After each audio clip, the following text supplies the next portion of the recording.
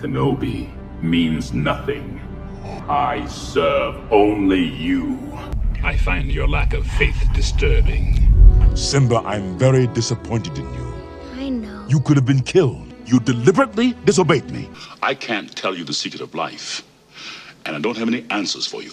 James Earl Jones, the legendary actor of the stage and screen, has died. Honey, grab your popcorn because we're diving into the juicy whirlwind life of one of Hollywood's most iconic actors. My mama told me Mr. Lincoln done that. Ain't that why you shot him? James Earl Jones. Yes, the man, the myth, the voice. Oh my God. The guy who gave us Darth Vader and Mufasa. But behind that deep, velvety voice that gave us chills, there's a story filled with highs, lows, drama, and of course, a lot of tea. So let's spill it all, shall we? Would you believe that the man with the most recognizable voice in Hollywood started life barely speaking? Crazy, right? James Earl Jones was born on January 17, 1931, in Arcaboutla, Mississippi. Born in Mississippi, raised in Michigan, who stutters, and that's the voice, and that's me. I lucked out. His pops, Robert Earl Jones, was a boxer and actor. If every cabaret like the Poodlock in this town. But let's be real, he wasn't exactly father of the year. Homeboy left the family right after James was born. That left James's mom, Ruth Connolly, to raise him with his grandparents on a farm in Michigan. Life wasn't easy for young James. In fact, it was downright tough. He was so traumatized by the abandonment and other challenges that he developed a severe stutter. Remembering things of my childhood, all little things like they would ordinarily sort of pass your memory. But I get on a treadmill sometimes and I can't sleep. You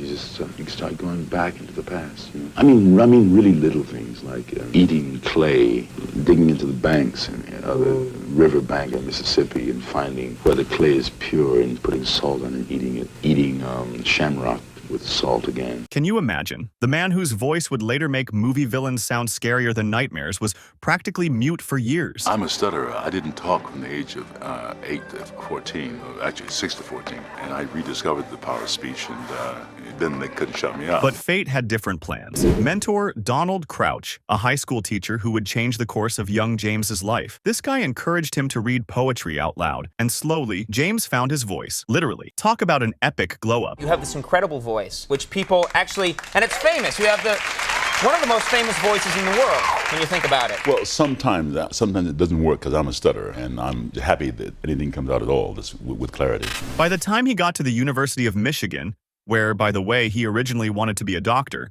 he had caught the acting bug, and the rest, as they say, is history. Making moves, Hollywood success, and that unforgettable voice. Jones's early acting days weren't without struggle. Like any Hollywood wannabe, he had to hustle. But in 1964, he got his big break playing Othello in a theater production, and people took notice. Don't you try and go through life worried if somebody like you or not. Fast forward to 1969, when he straight up stole the show in The Great White Hope. Crazy. Look, what I supposed to do? Dash her in an itty-bitty hole someplace in town and go sneaking up there at night? His role as Jack Jefferson not only won him a Tony Award, but also earned him an Academy Award nomination when the play was adapted into a film in 1970. Oh, James was serving talent with a side of brilliance, honey. But let's be real. Jones's claim to fame was that voice. In 1977, the man practically became immortal when he voiced Darth Vader in Star Wars. Commander, tear this ship apart until you found those plans and bring me the passengers. I want them alive. A New Hope. Darth freaking Vader. Can you believe he made only $7,000 for his role in Star Wars as Darth Vader? Paid me $7,000, and I thought that was good money. Can you even? That deep booming voice was everything. It's like he was made for it. Obi-Wan is here. The Force is with him. His voice was so good that it still gives us goosebumps decades later, and he wasn't done. I am your father. In 1994, Disney knocked on his door for The Lion King, and just like that, he became the iconic Mufasa. One day, Simba, the sun will set on my time here and will rise with you as the new king. Remember who you are, anyone?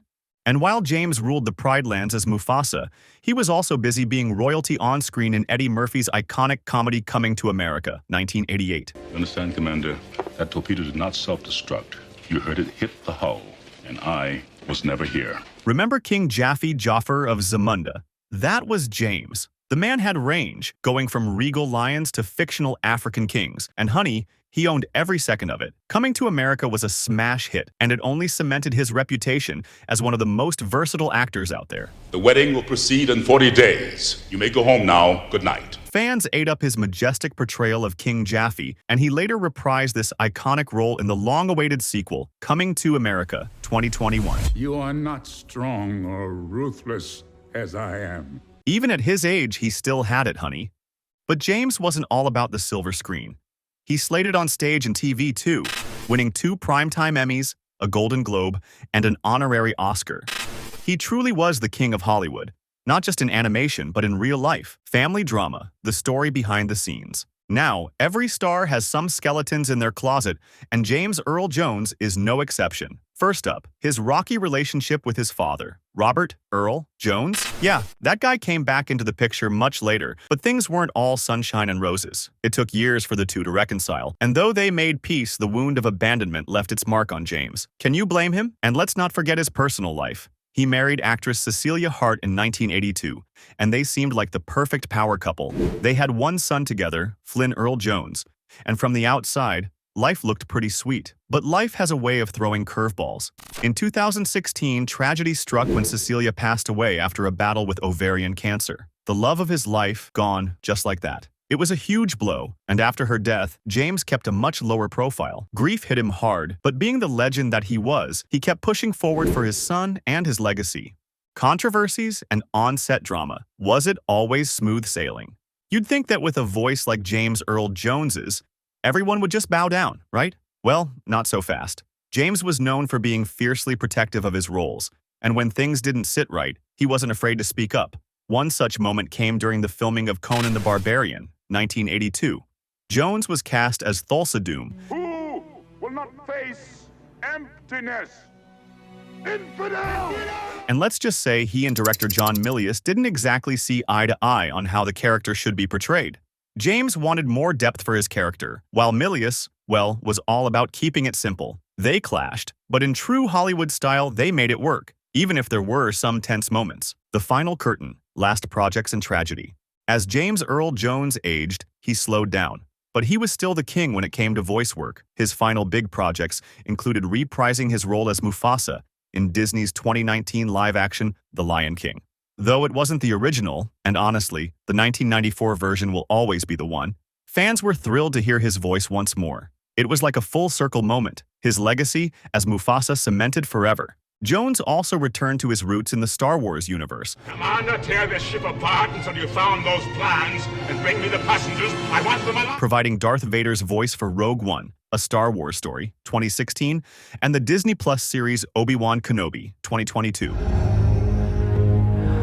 I am what you made me.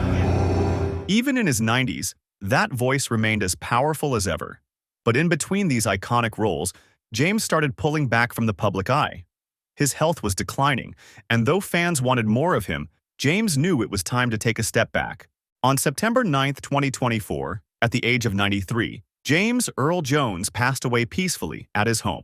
The man who had once given life to some of the most iconic characters in film and TV had taken his final bow. His death shook Hollywood, and tributes poured in from all corners of the globe. Everyone from his co-stars to longtime fans shared their love and admiration for the man who had shaped generations with his performances. At the time of his death, James Earl Jones had an estimated net worth of around $40 million. Not bad for a guy who grew up barely speaking, right? But let's be real, the money was never what made James Earl Jones a legend. It was that voice. The voice that made Darth Vader the most terrifying villain in movie history and Mufasa the father we all wished we had. Beyond his voice, though, James will be remembered for his grace, professionalism, and his journey from a silent, stuttering boy to one of the most iconic actors in the world. He overcame obstacles that would have crushed others, and he did it with class and humility.